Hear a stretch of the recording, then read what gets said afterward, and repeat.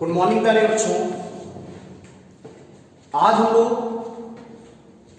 एक बहुत ही important topic की शुरुआत करेंगे जिसका नाम है मैग्नेटिज्म यानी चुंबकत्व। और मैग्नेटिज्म को पढ़ने से पहले सबसे पहले हम लोग पढ़ेंगे ओरिजिन ऑफ मैग्नेटिज्म यानी चुंबकत्व की उत्पत्ति कहां से हुई। और इसके लिए सबसे इंपॉर्टेंट जो एक्सपेरिमेंट था उसका नाम रखा गया magnetic effect of electric current, वैद्युत धारा का चुंबकीय प्रभाव। तो सबसे पहले हम लोग क्या स्टडी करेंगे, magnetic effect of electric current. इसमें कौन कौन से कंटेंट हैं? इसमें पहला कंटेंट आता है बायो-सैवर्ट लॉ, दूसरा आता है एप्लीकेशन ऑफ बायो-सैवर्ट लॉ, तीसरा कॉन्सेप्ट ऑफ मैग्नेटिक फील्ड चुंबकीय क्षेत्र का सिद्धांत, और लॉरेंट फोर्स। कई सारी इंपॉर्टेंट चीजें इस वीडियो के अंतर्गत हम लोग स्टडी करेंगे। पहला ही टॉपिक बड़ा इंपॉर्टेंट है जिसको बोला जाता है बायो-सैवर्ट लॉ। तो बच्चों सभी लोग कॉपी पेन लेकर तैयार हो जाएं। जहां आपको लगे हमको नोट्स बनाना है वहां पर आप लोग नोट्स बनाएं। और जिन बच्चों को ये लगता है कि हमारा टॉपिक पढ़ा हुआ है तो वो उसको अच्छी तरह रिवाइज करें, लेकिन अपनी तैयारी को कोई भी ब्रेक नहीं लगाएगा। तैयारी को आप कंटिन्यू करते रहें। कई सारे बच्चे कमेंट सेक्शन में इस टॉपिक को नोट कर रहे थे जब क्लास में इलेक्ट्रोस्टैटिक हम पढ़ा रहे थे उस समय कि सर मैग्नेटिज्म यानी चुंबकत्व को भी बता दीजिए। तो इसी बात को ध्यान में रखते हुए आज हम लोगों ने जो नया टॉपिक सेलेक्ट किया है उसका नाम है magnetic effect of electric current. चले बच्चों, चलिए तो स्टार्ट करते हैं आज अपना नया टॉपिक, विद्युत धारा का चुंबकीय प्रभाव अर्थात magnetic effect of electric current. देखिए बच्चों, अभी हम लोगों ने इलेक्ट्रोस्टैटिक के अंतर्गत ये पढ़ा कि कोई भी चार्ज का मतलब तो जानते हो ना, जिसको आवेश कहा जाता है। कोई भी चार्ज अपने अराउंड एक फील्ड जनरेट करता है जिसको इलेक्ट्रिक फील्ड यानी वैद्युत क्षेत्र कहा जाता है। जैसे इलेक्ट्रॉन इलेक्ट्रिक फील्ड को जनरेट करता है, प्रोटॉन इलेक्ट्रिक फील्ड को जनरेट करता है। बस अंतर इतना है, प्रोटॉन का इलेक्ट्रिक फील्ड कहां होगा, अवे फ्रॉम प्रोटॉन, क्योंकि प्रोटॉन पर पॉजिटिव चार्ज है। इलेक्ट्रॉन का इलेक्ट्रिक फील्ड कहां पर होगा, टुवर्ड्स द इलेक्ट्रॉन, क्योंकि इलेक्ट्रॉन कैसा चार्ज है, नेगेटिव। प्लस चार्ज का वैद्युत क्षेत्र होता है आवेश से दूर, और माइनस चार्ज का वैद्युत क्षेत्र होता है आवेश की ओर। इन बातों को मत भूला करिए, बार बार हमने इसको रिवीजन करवाया है और है बड़ा इंपॉर्टेंट। धनावेश का वैद्युत क्षेत्र electric field due to positive charge, always away from charge, आवेश से दूर होगा। और ऋणावेश का जो वैद्युत क्षेत्र होगा electric field due to negative charge, वो हमेशा किधर होगा, आवेश की ओर होगा, टुवर्ड्स द चार्ज। ये बातें सबको क्लियर हो गई? चलिए बहुत अच्छा। तो अब हम लोगों को ध्यान देना है कि magnetic effect of electric current क्या है। बच्चों वैज्ञानिक थे, उनका नाम था ऑस्टर्ड। इंट्रोडक्टरी टॉपिक है, ध्यान से आप लोग समझ लें। ऑस्टर्ड, वैसे हम लोग बोलते हैं ऑरस्टेड, ORESTED, ऑरस्टेड, ऑस्टर्ड भी कहते हो। इन्होंने क्या किया था, किसी भी एक इलेक्ट्रिकल सर्किट में एक वायर लगाया, जैसे कि वायर AB, और इसका कनेक्शन एक सेल या बैटरी से किया।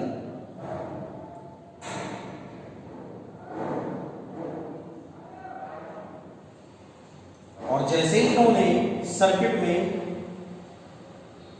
कुंजी K को प्रेस किया, तो इन्होंने देखा वायर AB में इलेक्ट्रिक करंट आता है I एम्पीयर का। पढ़ा होगा आप लोगों ने, याद करिए ऑस्टर्ड का एक्सपेरिमेंट। और इसके पास इन्होंने एक मैग्नेटिक कंपास को रखा, चुंबकीय सुई को रखा। और जैसे ही मैग्नेटिक नीडल या मैग्नेटिक कंपास वायर AB के पास ऑस्टर्ड ने रखा, ऑस्टर्ड ने क्या देखा कि जो सुई होती है, जो निडल है, उसमें डिफ्लेक्शन आ जाता है, उसमें कुछ विक्षेप उत्पन्न होता है। ये जो डिफ्लेक्शन इसमें आया, इसमें ये जो विक्षेप उत्पन्न हुआ, ये किस कारण से हुआ? तो ये हुआ मैग्नेटिक फील्ड के कारण। किसके कारण? चुंबकीय क्षेत्र के कारण। और यही एक्सपेरिमेंट कहलाया ऑस्टर्ड एक्सपेरिमेंट। तो बस को समझ में आ गई कि किसी भी करंट कैरी वायर के पास में अगर कोई भी एक मैग्नेटिक निडल या कंपास रखी जाए तो उस कंपास में क्या आ जाता है? डेविएशन यानी डिफ्लेक्शन। और ये जो डेविएशन यानी डिफ्लेक्शन जो थोड़ा सा आया है मैग्नेटिक कंपास में, वो क्यों आया? तो आंसर है मैग्नेटिक फील्ड के कारण। ड्यू टू मैग्नेटिक फील्ड अर्थात चुंबकीय क्षेत्र के कारण ऐसा हुआ। और उसने फिर अपने इस एक्सपेरिमेंट में यदि वायर में लगी बैटरी की पोलरिटी को बदल दिया,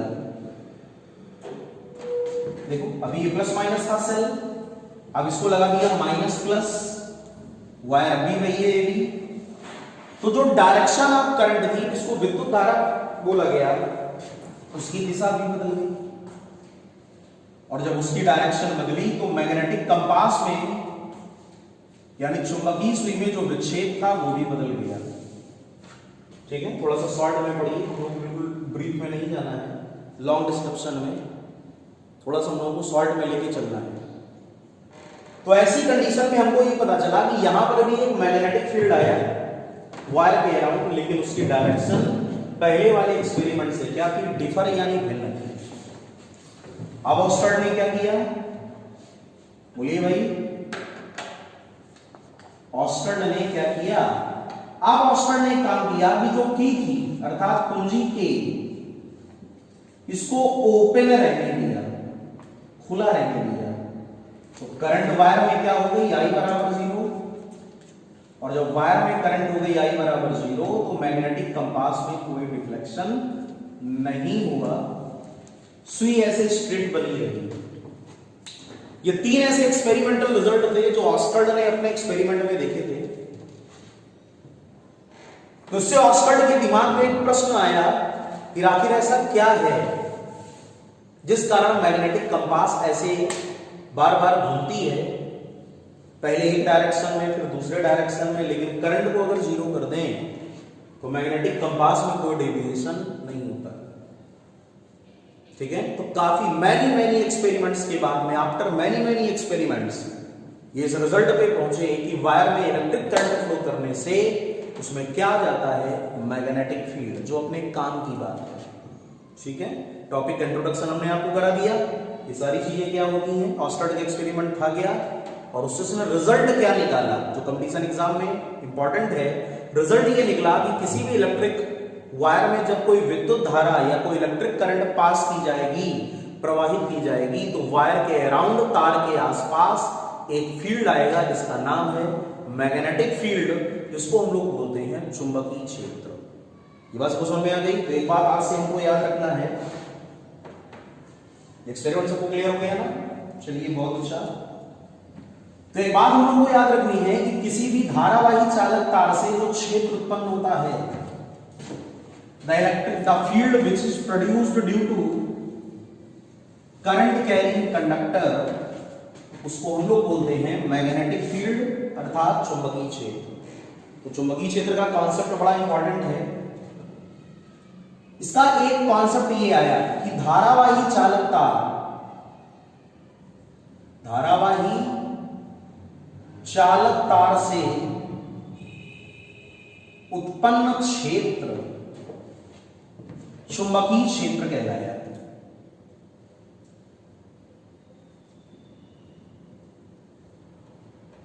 The field produced due to current carrying conductor, current carrying conductor, ऐसे फील्ड का नाम बच्चों रखा गया मैग्नेटिक फील्ड।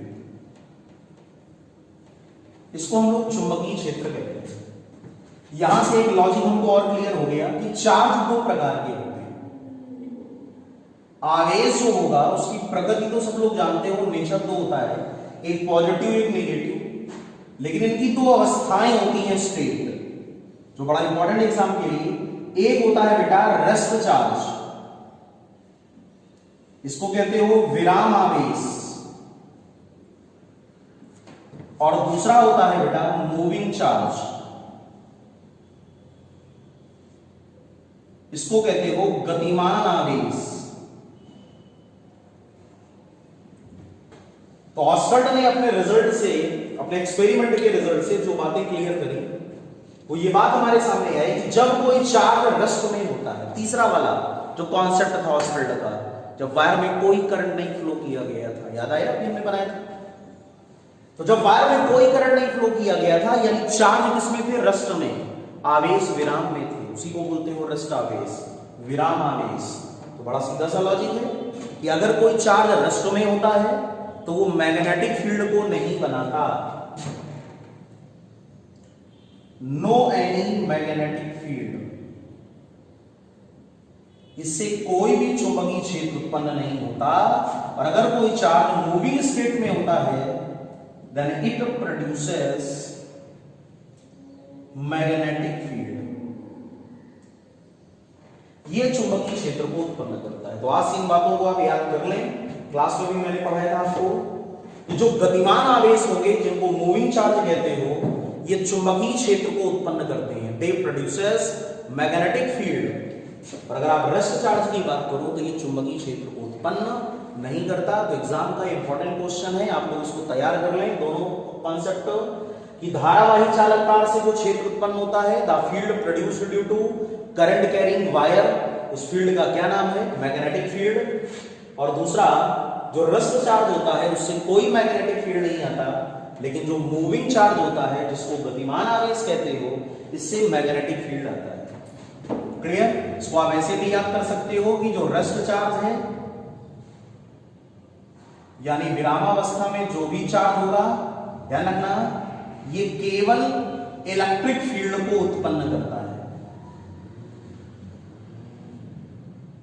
प्रोड्यूस्ड या produces, but no magnetic field. लेकिन ये चुंबकीय क्षेत्र को उत्पन्न नहीं करता। अगर हम इसी जगह बात करें मूविंग चार्ज की,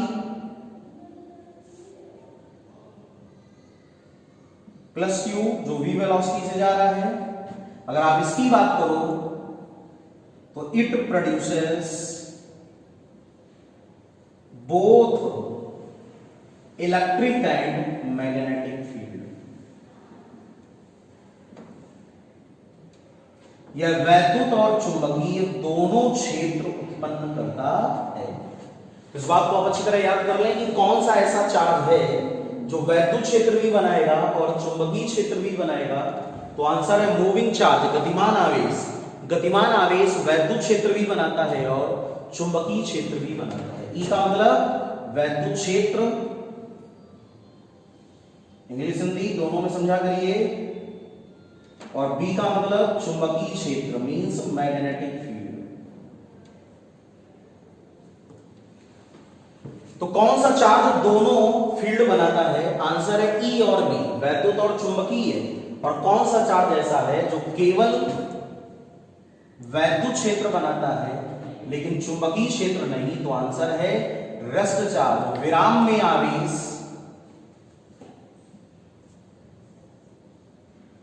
केवल वैद्युत क्षेत्र बनाता है लेकिन चुंबकीय क्षेत्र नहीं बनाता।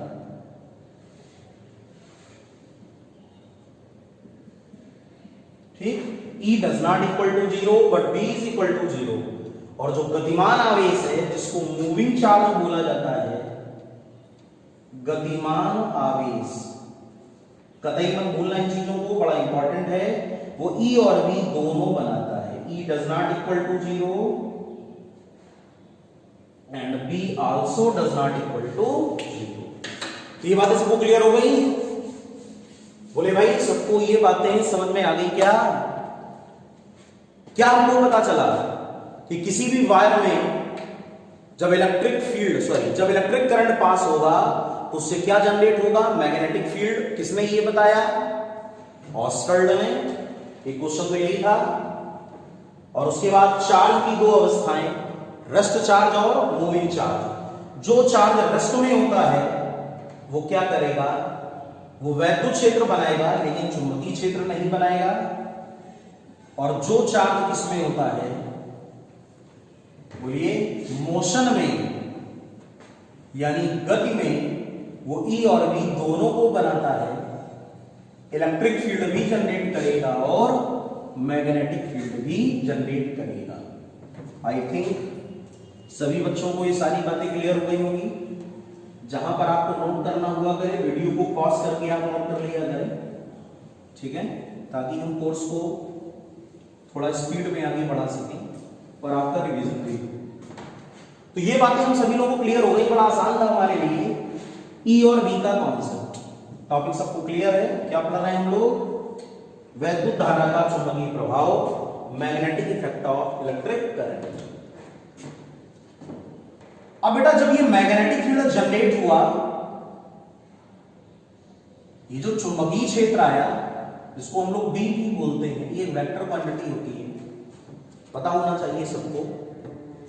डेफिनेशन पार्ट में जाओगे तो थ्योरेटिकल सेक्शन इसका अलग होता है, दो अलग अलग परिभाषाएं होती हैं। एक कॉन्सेप्ट तो अभी हम लोगों ने समझ लिया मैग्नेटिक फील्ड का, और एक कॉन्सेप्ट और होता था, कौन सा, कि किसी भी मैग्नेट या किसी भी आवेश यानी चार्ज के आसपास का वो फील्ड जहां पर कोई दूसरा मैग्नेट लाने पर या मैग्नेटिक कंपास लाने पर या मैग्नेटिक निडल को लाने पर उस पर एक टॉर्क यानी बलाघूर्ण कार्य करता है। याद आया? Tau is equal to mv sin theta.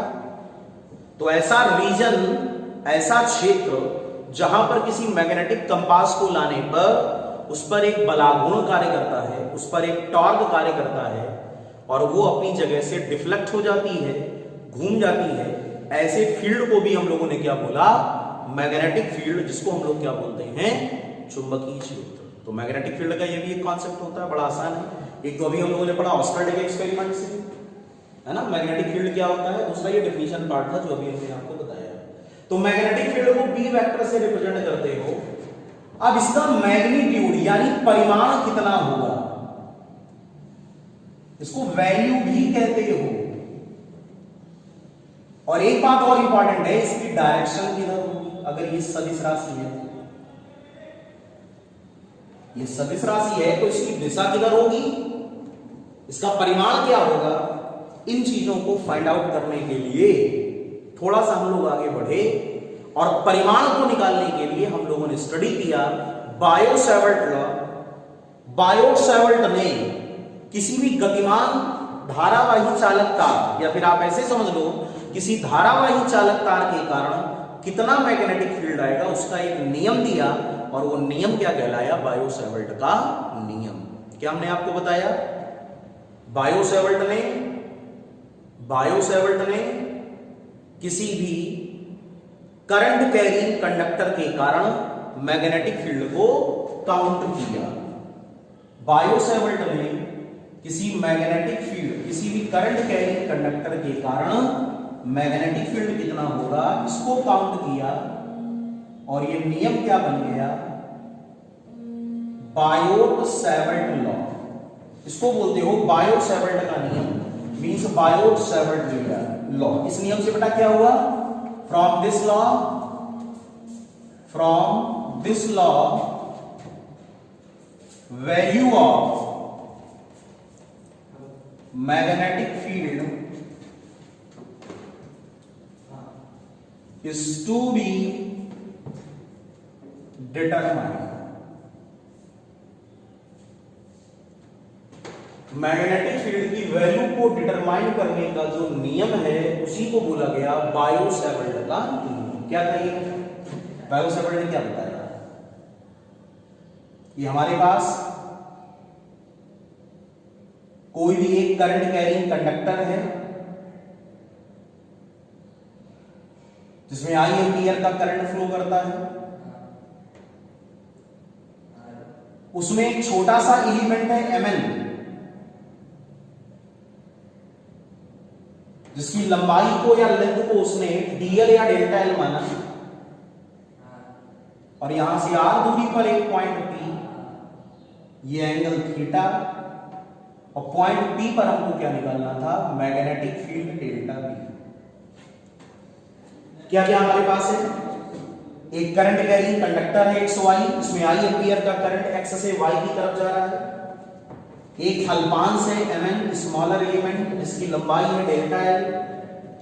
इससे r दूरी पर एक पॉइंट है, कौन सा, P, जिस पॉइंट P पर हमको क्या काउंट करना है, चुंबकीय क्षेत्र का मान, वैल्यू ऑफ मैग्नेटिक फील्ड, कहां पर, पॉइंट P पर।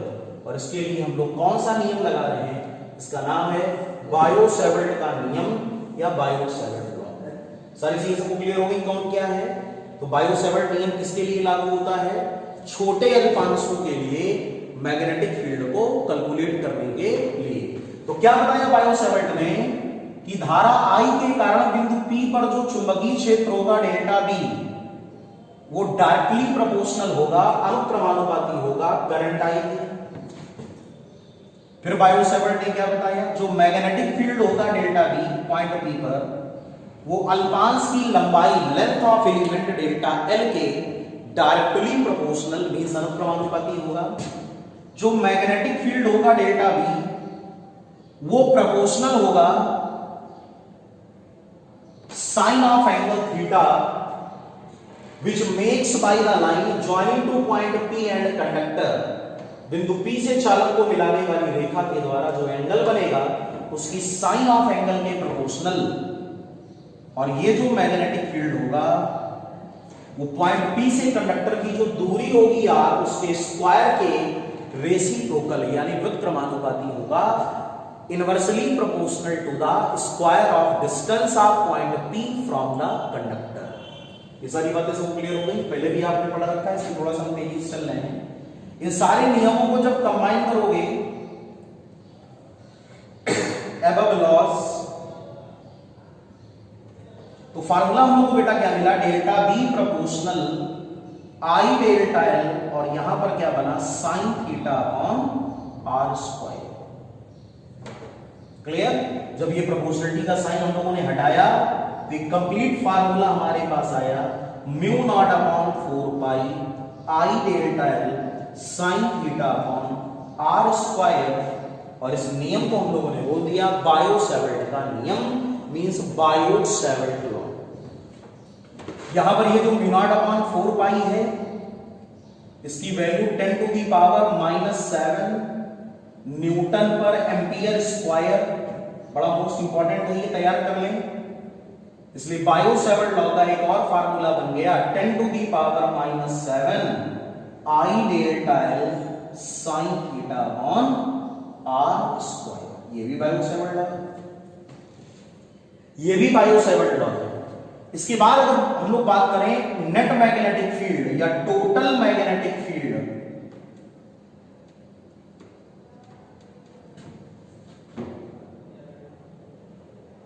ड्यू टू होल कंडक्टर, पूरे चालक के कारण, तो इसको हम लोगों ने लिखा B is equal to 10 to the power -7 I sigma delta L sine theta upon r square. और सिग्मा डेल्टा L को हम लोग क्या बोलते हैं, total length of the conductor. Sigma delta L को हम लोग क्या बोलते हैं, total length of the conductor,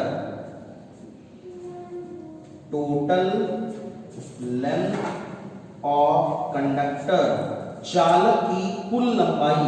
और इस आधार पर बायो-सेवर्ट लॉ का एक और फार्मूला बन गया 10 to the power -7 IL sine theta upon r square. ये फार्मूला सभी को क्लियर हो गया। तो बायो-सेवर्ट लॉ का जो मेन फार्मूला था वो क्या था, delta B proportional I delta L sine theta upon r square. यहां पर I क्या है, कंडक्टर में फ्लो होने वाली करंट, डेल्टा L क्या है, कंडक्टर की लेंथ, R क्या है, कंडक्टर से पॉइंट P की दूरी, और साइन थीटा क्या है, ये जो एंगल यहां थीटा है इसकी साइन हम लोगों ने लिया है साइन ऑफ एंगल थीटा, और R क्या है, कंडक्टर से पॉइंट P तक की दूरी। और ये नियम क्या कहलाया, बायो-सेवर्ट का नियम। नोट कर ले फटाक से इसको।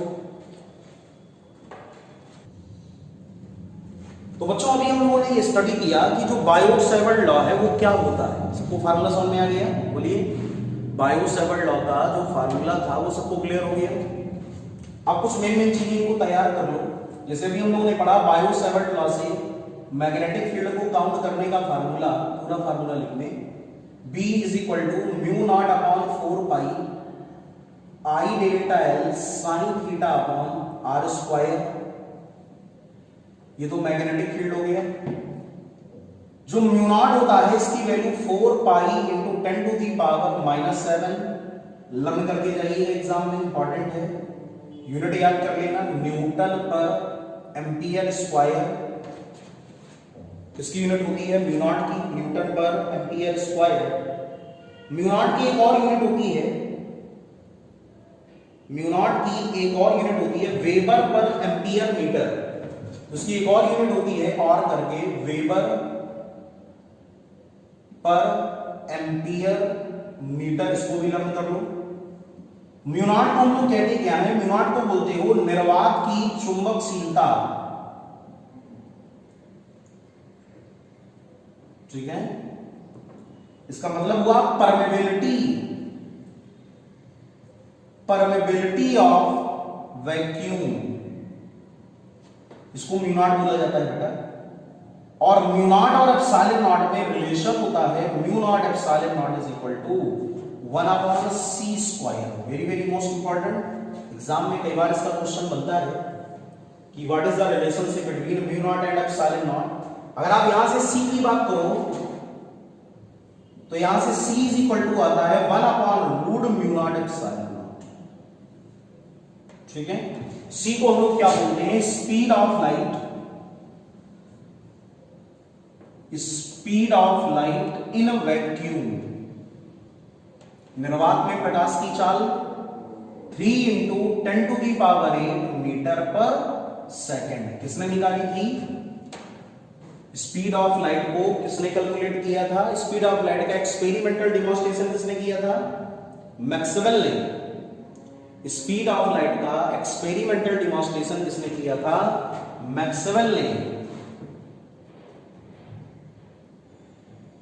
मैक्सवेल ने स्पीड ऑफ लाइट का एक्सपेरिमेंटल यानी प्रायोगिक जो डेमोन्स्ट्रेशन यानी प्रदर्शन था प्रकाश की चाल के लिए इलेक्ट्रोमैग्नेटिक वेव के प्रिंसिपल से, वो सबसे पहले किसने काउंट किया? मैक्सवेल ने। 3 into 10 to the power 8 metre per second.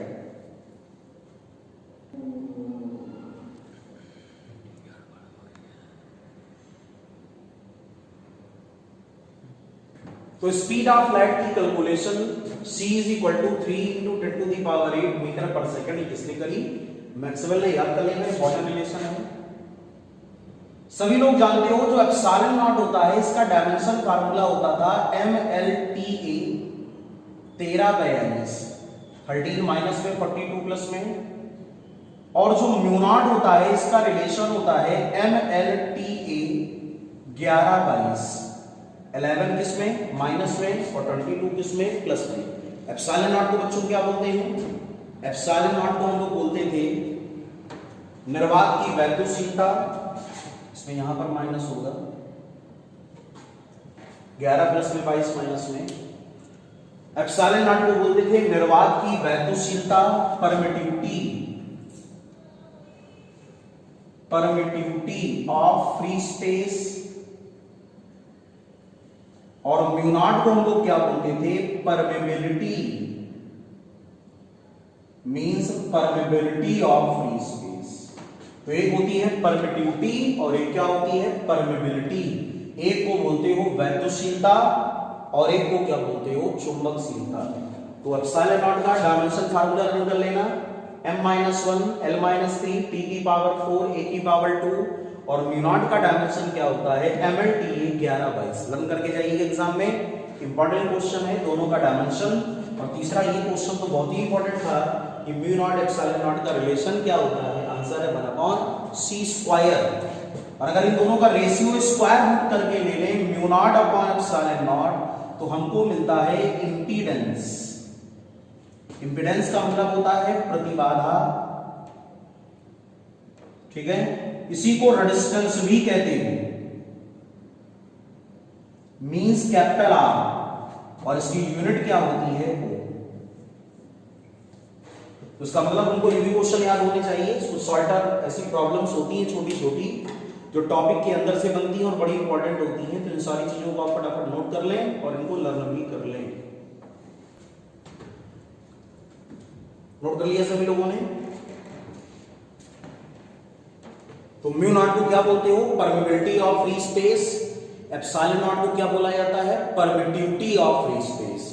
निर्वात की वैद्युतशीलता और निर्वात की चुंबकशीलता। तो एक होता है म्यू नॉट और एक क्या होता है? Epsilon not. क्लियर बच्चों? तो अब हम लोग अगर आगे की ओर बढ़ें तो एक और इंपॉर्टेंट कॉन्सेप्ट आता है जिसको बोलते हो relative permeability.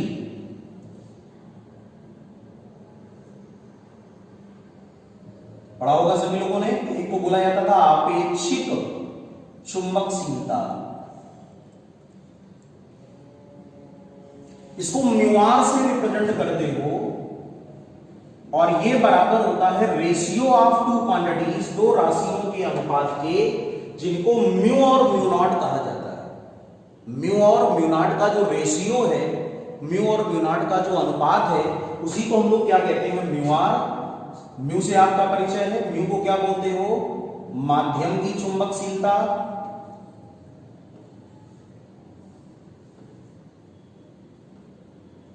Permeability of medium.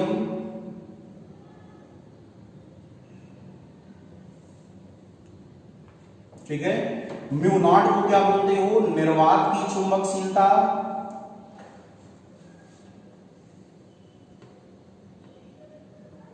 Permeability of free space.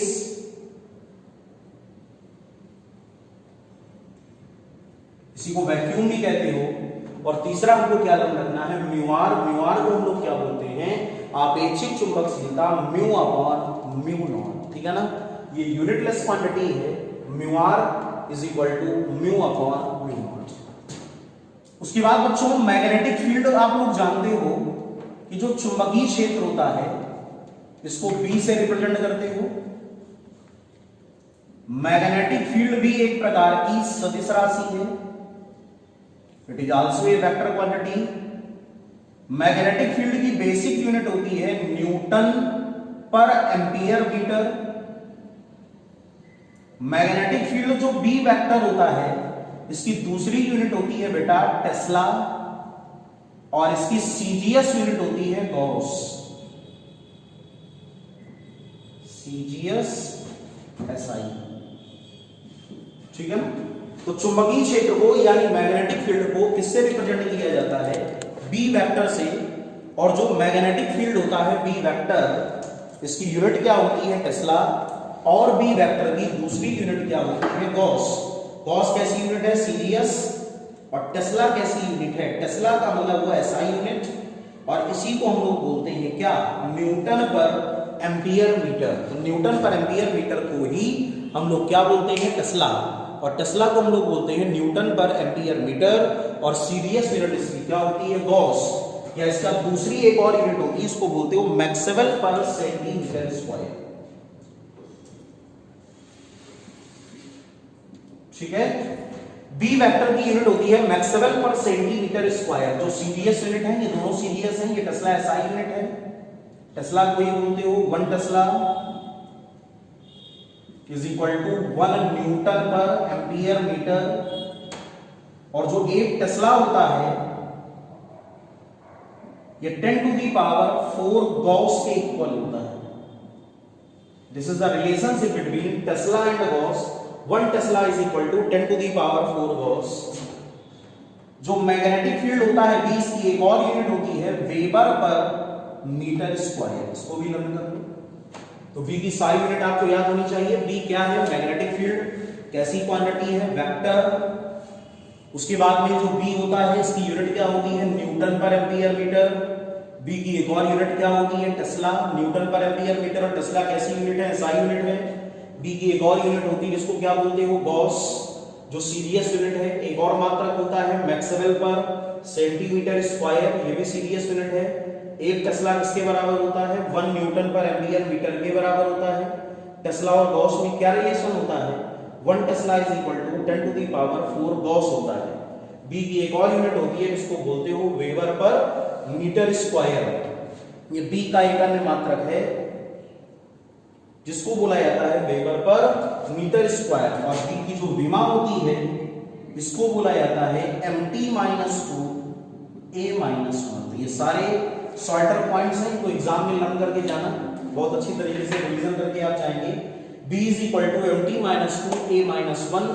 b की डायमेंशन फार्मूला आपको लर्न होना चाहिए, म्यू नॉट का डायमेंशन फार्मूला आपको लर्न होना चाहिए, एप्सिलॉन नॉट का डायमेंशन फार्मूला आपको लर्न होना चाहिए, इलेक्ट्रिकल रेजिस्टेंस वैद्युत प्रतिरोध का डायमेंशन फार्मूला आपको लर्न होना चाहिए, इलेक्ट्रिकल कंडक्टिविटी वैद्युत चालकता का डायमेंशन फार्मूला आपको लर्न होना चाहिए। उसके बाद में स्पेसिफिक रेजिस्टेंस विशिष्ट प्रतिरोध या प्रतिरोधकता का डायमेंशन फार्मूला आपको लर्न होना चाहिए। उसके बाद में स्पेसिफिक कंडक्टिविटी विशिष्ट चालकता का डायमेंशन फार्मूला भी आपको लर्न होना चाहिए। तो कुछ इंपॉर्टेंट डायमेंशंस होती हैं जो आपको याद होना बहुत ही आवश्यक है, आपको इनको जरूर तैयार करना है, ठीक है ना। फटाफट नोट करिए इन चीजों को। तो अब बच्चों हम लोग आगे स्टडी करेंगे एप्लीकेशन ऑफ बायोट-सावर्ट लॉ।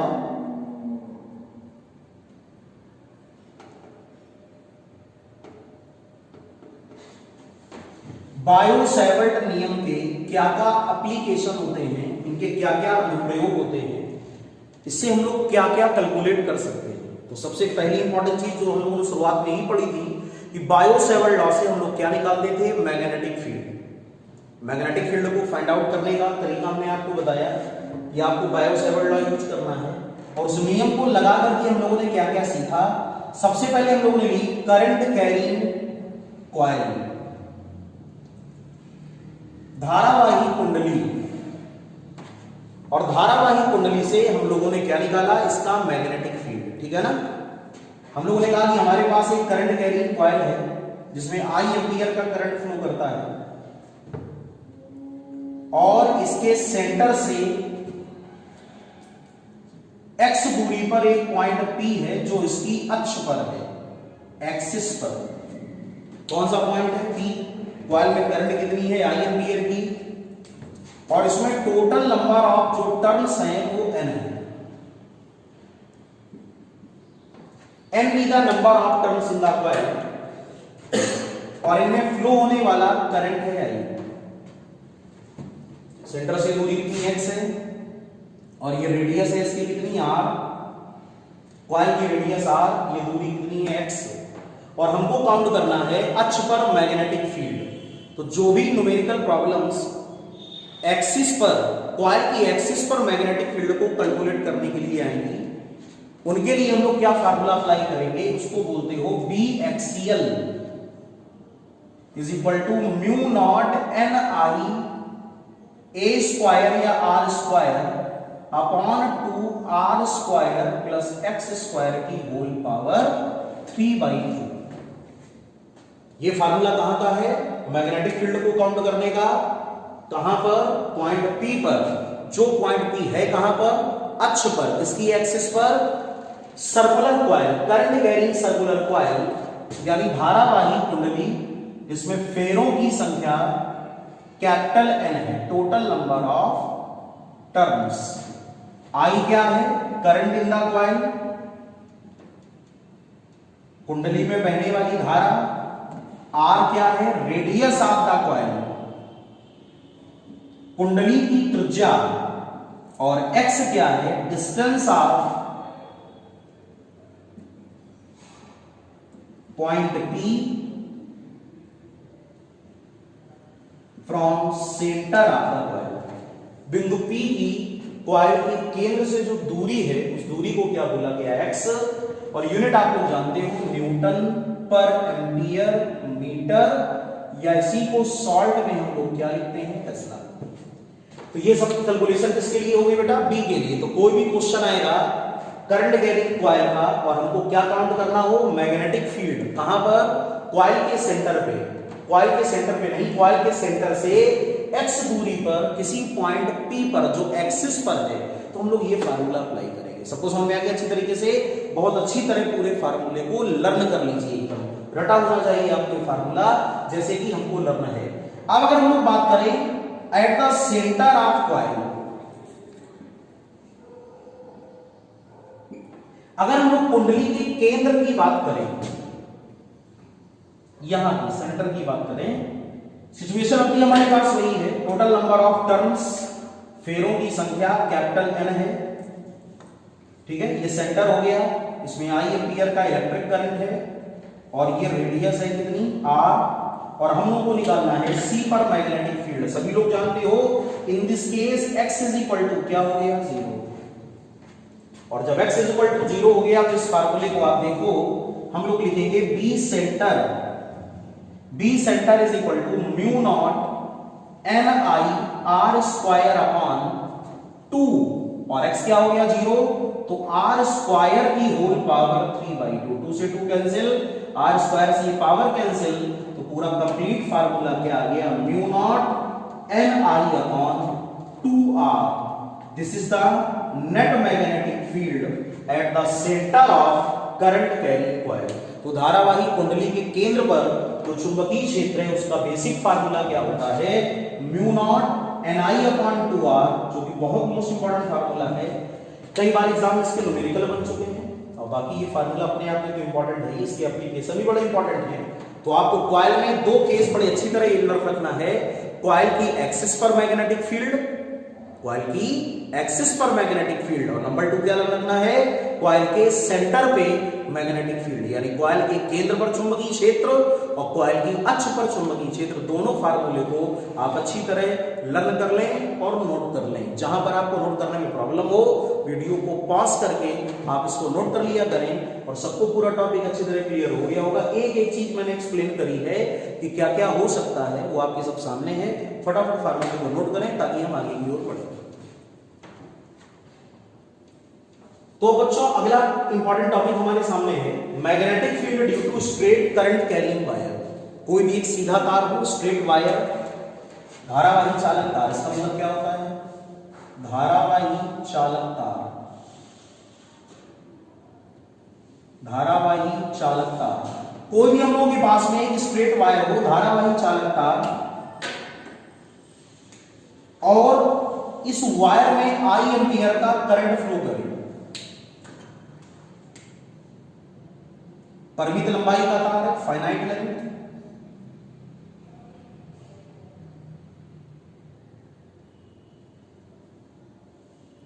तार के सिरों को अगर हम लोग पॉइंट P से मिलाएं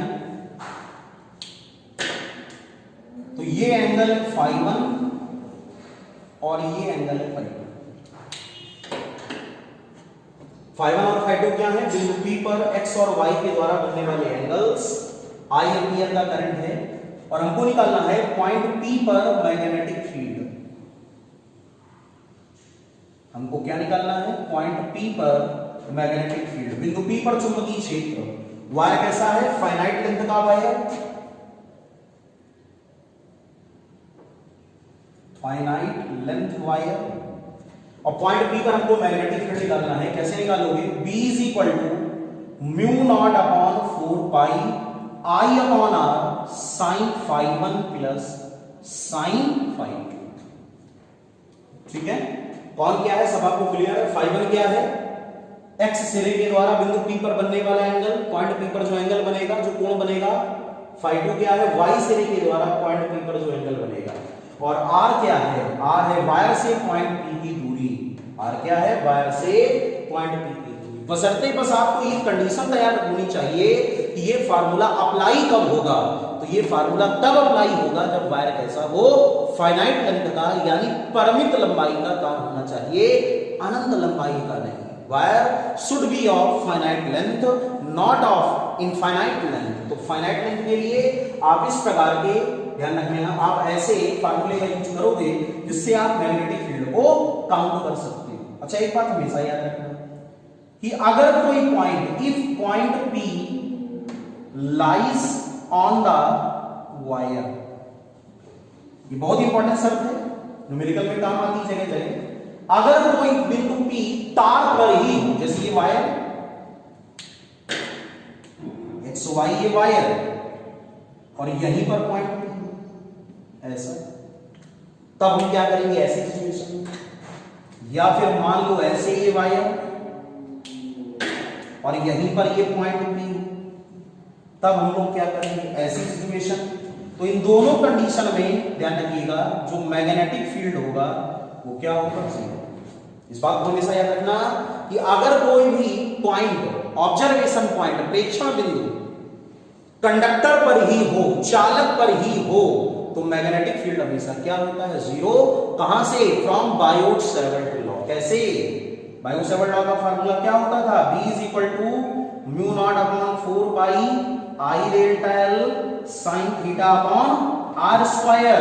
और अगर कोई पॉइंट वायर पर ही हो तो थीटा इज इक्वल टू क्या होगा, जीरो, और theta is equal to zero, तो साइन जीरो जीरो, और साइन जीरो अगर जीरो हो गया तो ऐसी कंडीशन में मैग्नेटिक फील्ड क्या हो गया, B is equal to zero. तो ये बात हम लोग को याद रखनी है कि अगर कोई भी बिंदु वायर पर ही हो, अगर कोई पॉइंट तार पर ही हो, तो मैग्नेटिक फील्ड हमेशा क्या होता है, जीरो। ठीक है ना, बहुत इंपॉर्टेंट कंडीशन थी, इसको भी लर्न कर लेना, तब न्यूमेरिकल में आप आगे जाओगे तो आपको प्रॉब्लम नहीं होगी।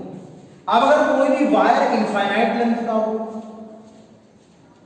इनफाइनाइट लेंथ का कोई भी वायर, अगर कोई वायर इनफाइनाइट लेंथ का हो, ऐसा अनंत लंबाई का, और यहां पर आर दूरी पर कोई पॉइंट हम लोग कंसीडर करें, पॉइंट पी, ध्यान रखिएगा, और हमको वायर में करंट क्या दी जाए, आई, और बोला जाए पॉइंट पी पर मैग्नेटिक फील्ड बताओ, तो पॉइंट पी पर मैग्नेटिक फील्ड होगा mu naught I upon 2 pi R, और यूनिट अपनी क्या होगी, टेस्ला। इसी फार्मूले को ऐसे भी लिखते हो, 2 into 10 to the power -7i/r, और यूनिट इसकी अभी क्या होगी, टेस्ला। तो ये वाला फार्मूला कब आप अप्लाई करोगे, जब वायर कैसा हो, अनंत लंबाई का, इनफाइनाइट लेंथ का। ये वाला फार्मूला कब अप्लाई करोगे, जब कोई बिंदु कहां पर हो, वायर पर। और ये वाला फार्मूला कब अप्लाई करोगे, जब वायर कैसा हो, फाइनाइट लेंथ का। तीनों केस आपको क्लियर हो गए, सारी चीजें आपको क्लियर हो गई होंगी। इस प्रकार हमने आपको इसको समझाया है, अलग अलग करके, डिफरेंस करके, कि आप इनको अच्छी तरह तैयार कर लें और आपको कोई भी प्रॉब्लम ना हो। नोट कर लें सारी चीजों को। तो प्यारे बच्चों, आज हम लोगों ने बड़े इंपॉर्टेंट टॉपिक बायोट-सावर्त लॉ की इसमें स्टडी करी।